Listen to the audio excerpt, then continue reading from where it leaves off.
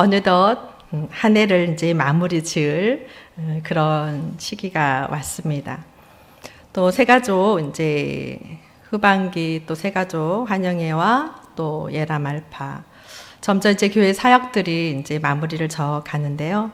주님의 은혜가 아니면 우리가 아무것도 할 수 없음을 믿음으로 고백해야 됩니다. 오늘 에베소서에 대한 말씀인데 에베소서 2장에는 구원에 관련된 말씀입니다. 구원을 통해서 교회의 보편성이 이루어졌습니다. 그리스도 안에서 가지는 교회의 그 특별한 은총은 교회의 유대인에게 하나님의 나라에 대해서는 유대인에게만 국한되어 있었던 것들이 예수 그리스도로 말미암아 이방인까지도 구원의 역사가 임한 것입니다. 어떻게 보면 우리가 이방인에 속해 있는 거죠. 하나님의 구원의 은혜가 아니었으면 누구도 특히나 여성들 사람의 존재처럼 살지 못하죠. 근데 저는 그 얘기를 들을 때마다 사실 너무 불편한 거예요. 저만 불편한지는 모르겠지만 여성들은 더 불편할 것 같습니다.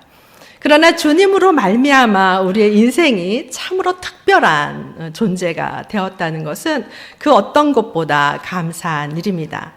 제가 맡고 있는 새가족부와 또 양육은 또 하나님의 말씀을 가르치고 세우는 사역입니다. 때로는 힘겹기도 하고 때로는 힘이 들기도 하지만 가장 행복할 수 있는 것이고 또 저 또한 영적으로 다시 거듭남에 또 영적으로 성장되는 그런 것들을 보게 됩니다. 오늘 말씀처럼 너희는 그의 은혜에 의하여 믿음으로 말미암아 구원을 받았으니 이렇게 얘기를 합니다. 그 은혜가 무엇입니까? 그리스도와 함께 살리셨고입니다. 그리스도와 함께 살리셨고 우리 본문에는 없지만 5절에 보면 허물로 죽은 우리를 그리스도와 함께 살리셨고 이렇게 말씀합니다. 너희는 은혜로 구원을 받은 것이라. 그러니까 그 은혜는 무엇을 말하는 거냐면 우리는 허물밖에 죽을 수밖에 없는 존재인데 예수 그리스도로 말미암아 살았다는 것입니다. 여기서 말하는 죽음은 하나님과의 단절을 의미하죠. 무엇보다 우리는 내 허물이라는 것은 헛발질과 같다는 것이에요. 내 마음대로 살아가는 그런 거. 죄로 죽었던 이것은 뭘까요? 하나님과의 완전한 단절을 의미합니다. 우리 예수 믿는 사람들은 죽음이라는 것은 다른 의미를 갖습니다. 믿지 않는 사람은 죽음은 육체적 죽음을 생각하겠지만 믿음의 사람에게는 영적인 죽음이 가장 더 두려운 것입니다. 우리가 육체가 죽고 난 후에 우리가 고통을 받는 것은 우리는 육이라고 생각하지만 우리의 영혼이 주께로 가면 우리 육체는 고통을 경험하지 않습니다. 그것을 언제 여러분은 느끼십니까? 내 사랑하는 사람을 주님 곁에 먼저 보낸 후에 장례를 치를 때 그것을 경험합니다. 육체가 고통을 겪는다면 우리가 화장을 하던 화장하는 그런 가운데서 그 육체가 고통을 느끼면 어떡할까요? 가만히 있지 않겠죠. 튀어져 나오겠죠. 튕겨져. 그런데 우리가 느끼는 것은 고통은 영혼이 있기 때문에 고통을 경험하는 것이에요. 영혼. 우리가 뜨거운 특히 이제 여성분들은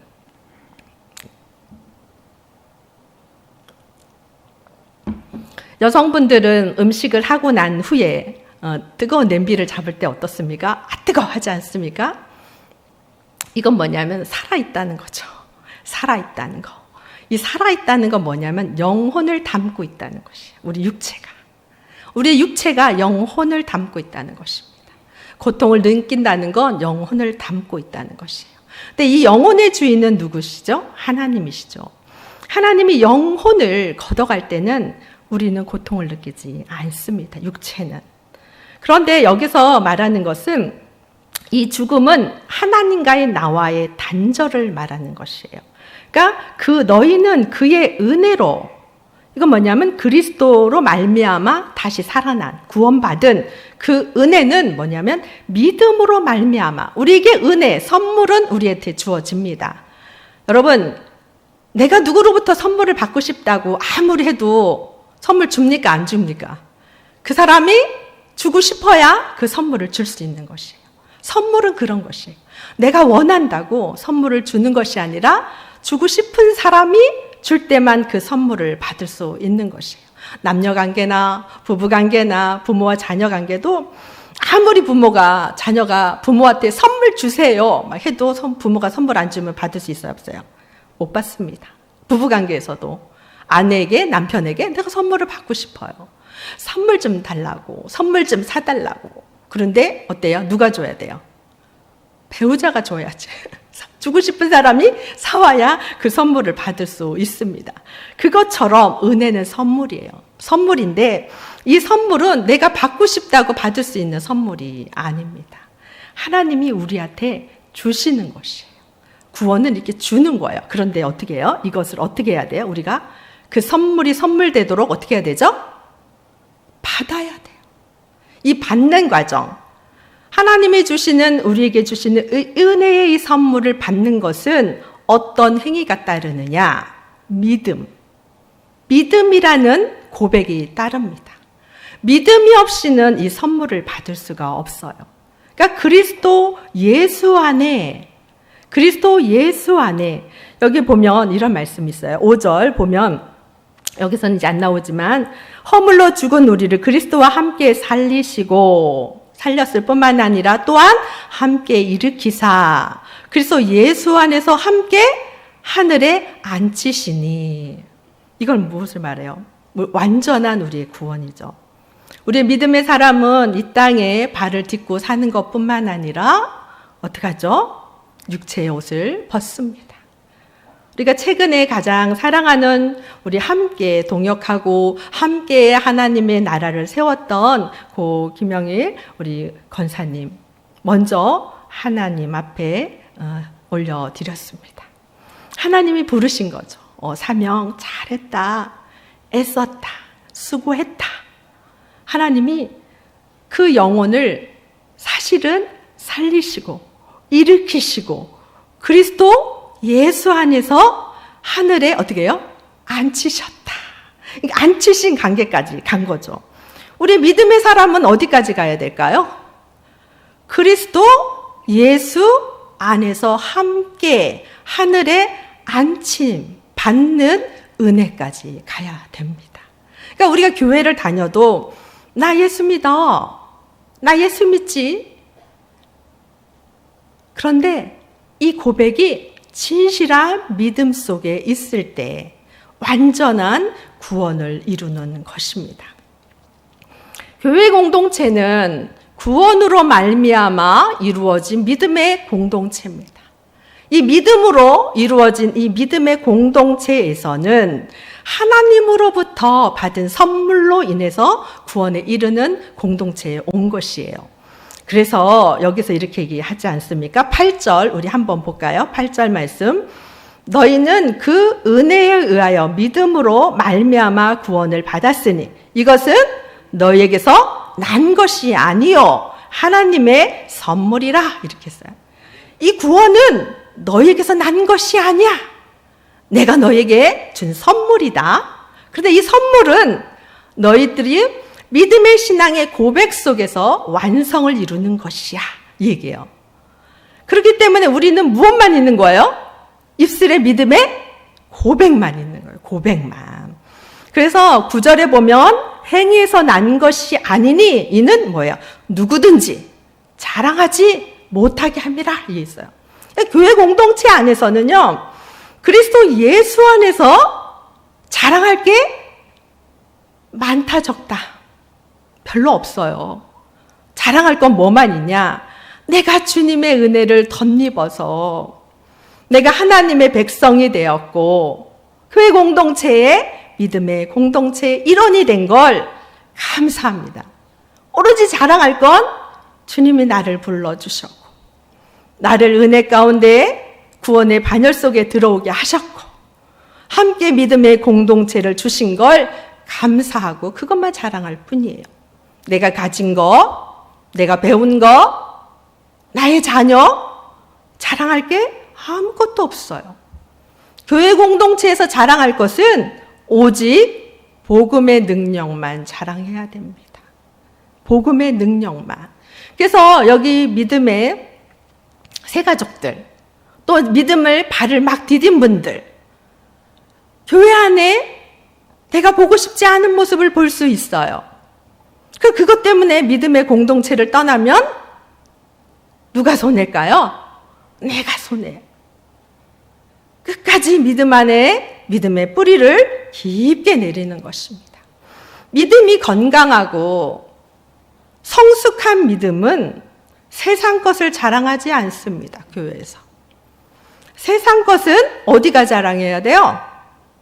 세상가 자랑해도 됩니다. 그러나 교회 믿음의 공동체 안에서는 자랑이 아니라 감사가 있어야 됩니다. 감사만이 있어야 돼요. 왜요? 네가 이 공동체 안에 들어온 것은 너의 행위가 아니야. 네가 가진 것으로 들어온 것이 아니야. 내가 너한테 준 선물, 그걸 네가 믿음으로 받았기 때문에 들어온 거다. 이 얘기를 하시는 것이에요. 우리 새가족부 또 양육부들이 이제 예람 알파를 24기를 또 이렇게 7주간 은혜 가운데 했습니다. 우리가 코로나 이후에 처음 이렇게 열려진 사역이었습니다. 처음 시작이 만만하지 쉽지는 않았습니다. 그러나 저는 믿음의 공동체는 모이기를 힘써야 된다 생각합니다. 모이기를 힘써야 됩니다. 어디서? 현장 안에서. 교회 현장 속에서 우리가 모이기를 힘쓰고 그 안에서 하나님의 나라를 세워나가려고 애써야 됩니다. 오늘 새가족 성경 공부 가운데 교회 생활이라는 걸 잠깐 이제 우리가 수료식 때문에 좀 짧게 했지만 그 가운데 제가 이 얘기를 했습니다. 왜 믿음의 공동체 안의 현장 속에 우리가 들어와야 되느냐? 그것은 서서히 우리의 믿음이 식지 않게 하기 위해서입니다. 여러분, 사단을 성경에서는 어디에 비유합니까? 우는 사자에 비유합니다. 우는 사자가 먹이를 잡아 먹기 위해서 무엇이냐? 움크리고 있다는 것이에요. 움크리고 있다. 그때 먹잇감을 찾고 있는데 어떻게? 무리 가운데 떨어져 있는 그 짐승에게 눈길을 두고 있다는 것이에요. 우리 믿음의 공동체가 점점 흩어지면 흩어질수록 약화됩니다. 제가 목회자의 그 직분을 감당 못할까 봐 이 얘기를 하는 것이 아닙니다. 믿음의 사람에게는 예수 그리스도로 모이기를 힘쓰라고 사도행전에 말씀하셨습니다. 왜? 그것이 너희에게 생명이라는 거죠. 모이는 그곳에, 두세 사람이 모인 곳에 누가요? 주님이 함께 하신다고 하셨습니다. 우리가 오늘 새가족부 또 양육부 이 사역의 수료식을 합니다. 이것이 딴 때와 조금 다르게 조금 형태를 바꾸었습니다. 순서가 혼잡할 수도 있습니다. 그러나 기도하면서 저희가 준비했습니다. 한 사람 한 사람에게 알파 수료생들에게 십자가를 걸어주는 것은 무엇이냐? 이제는 내가 하나님의 사람으로서 좀 더 성장해 믿음의 공동체 안에 내가 하나님이 주신 그 직분, 그 사명을 감당할 것을 결단하라고 걸어주는 것입니다. 그냥 모양으로 걸어주는 것이 아니라 내가 말씀 한 말씀 깨닫고 이제 내가 하나님의 자녀로서 교회의 일원으로서 내가 어떻게 살아가야 될지에 대해서 수료하면서 결단하는 그 시간을 갖기 위해서 그렇게 저희가 계획을 좀 잡았습니다. 그는 허물로 죽었던 너희를 살리셨다고 한 것처럼 예수 그리스도의 은혜로 말미암아 우리가 다시 새 생명을 얻었고 거듭났습니다. 이 믿음의 바트는 누군가에게 꼭 전달을 해줘야 될까요? 나만 갖고 있어야 될까요? 꼭 전달해 주어야 합니다. 누군가 저도 제 친구가 믿음을, 예수를 소개해 줬기 때문에 제가 그것을 받은 것이 20대 후반에 받았습니다. 우리 청년들, 늦게 믿었지만 남보다 앞선 믿음을 갖기를 바랍니다. 아멘. 네. 하나님 안에서는 불가능이 없어요. 저는 가장 가슴 아픈 게 청년의 시대에 희망을 말하기보다는 어떻게 해요? 암울한 미래를 말하고 있습니다. 그러나 예수님 안에서는 흑암이 빛을 발합니다. 흑암 가운데 빛을 발합니다. 믿음이라는 건 이거예요. 내 인생에 소망이 없고 청년의 이때 아무것도 할 수 없을 것만 같은 이때에 예수의 이름의 권세가 여러분의 삶의 자리에 있다면 여러분의 삶은 10년, 20년, 30년 후에 믿지 않는 사람과 전혀 다른 삶을 살 것입니다. 저 또한 26에 아무것도 할 수가 없었습니다. 단돈 1,000원도 벌을 수가 없었습니다. 누구도 저를 써주지 않았습니다. 좀 성실했는데 알바를 할래도 해주지 않게 하셨습니다. 그것이 저는 예수를 만난 통로가 되었고 예수님 안에 내게 능력 주신 자 안에 내가 모든 것을 할 수 있다라는 빌립보서 말씀이 저의 믿음의 첫 말씀이었습니다. 복음의 능력은 이런 것입니다. 예수 이름에는 생명이 있는 것이에요. 오늘 말씀하신 것처럼 허물로 죽은, 허물과 죄로 죽었던 너희를 살리셨도다. 1절 말씀에 본문에는 없지만 그렇게 얘기를 하셨어요. 이 허물은 우리가 벗어나 있는 어떤 삶이죠. 죄라는 것은 관역을 벗어난 상태예요. 그러니까 우리의 삶의 방향이 나의 가치관, 나의 사고, 나의 지식이 내 인생의 방향이었다면 믿음의 사람, 예수를 만난 사람에게는 나의 삶의 방향이, 기준이 하나님의 말씀입니다. 우리 청년의 이때 하나님의 말씀을 붙잡기 바랍니다. 또한 우리 새가족 성경 공부 수료하시는 분, 예람 알파를 수료하시는 분들도 인생 안에 하나님의 말씀을 붙잡기 바랍니다. 그렇게 한다면 하나님께서 그 주신 그 구원의 그 선물로 말미암아 하나님이 예비하신 그 일을 위해 여러분에게 길을 열어주실 것입니다. 그 말씀이 10절에 있습니다. 10절 말씀 보겠습니다. 함께 읽겠습니다. 10절. 우리는 그가 만드신 바 그리스도 예수 안에서 선한 일을 위하여 지으심을 받은 자니 이 일은 하나님이 전에 예비하사 우리로 그 가운데 행하게 하려 하심이니라. 아멘. 맞죠? 하나님이 우리는 그가 만드신 바라. 하나님 빚으셨다는 거죠. 그리스도 예수 안에서 선한 일. 그러니까 그리스도 예수 안에 들어오지 않으면 이 선한 일을 발견할 수 있다 없다? 없다. 하나님이 예비하신 그 복을, 그 선한 것을 우리는 발견할 수 없는 것이에요. 그래서 예수님이 주시는, 하나님이 주시는 구원의 이 선물이 왜 중요하냐? 예수님이 왜 중요하냐? 나를 빚으시고 내 어머니, 내 아버지를 통하여 이 땅에 태어나게 하신 그 하나님의 창조의 계획이 예수를 믿지 않으면 이루어질 수 없다라는 것이에요. 그 하나님이 예비하신 그 놀라운 일들을 우리는 행할 수가 없다는 거예요. 세상이 말하는 메시지만 듣는 것이에요. 소망 없다. 아무리 애써도 소용이 없다. 왜요? 우리는 그리스도 그리스도 예수 안에 들어올 때만이 하나님이 이 땅에 나를 빚으시고 창조하신 목적, 그 선한 하나님의 계획하신 그 일을 발견할 수 없기 때문이에요. 그러니까 이 청년의 이때에 너무 잘 온 거죠. 동네 중앙교회 여기 소개시켜준 친구에게 오늘 밥 사줘야 돼요. 아멘. 우리 새가족 친구들, 우리 어르신들도 나를 예수 믿도록 교회에 인도한 그분에게, 그 친구에게 밥 사줘야 돼요. 고마워. 나에게 인생의 가장 큰 선물을 네가 줬구나. 이렇게 감사해야 됩니다.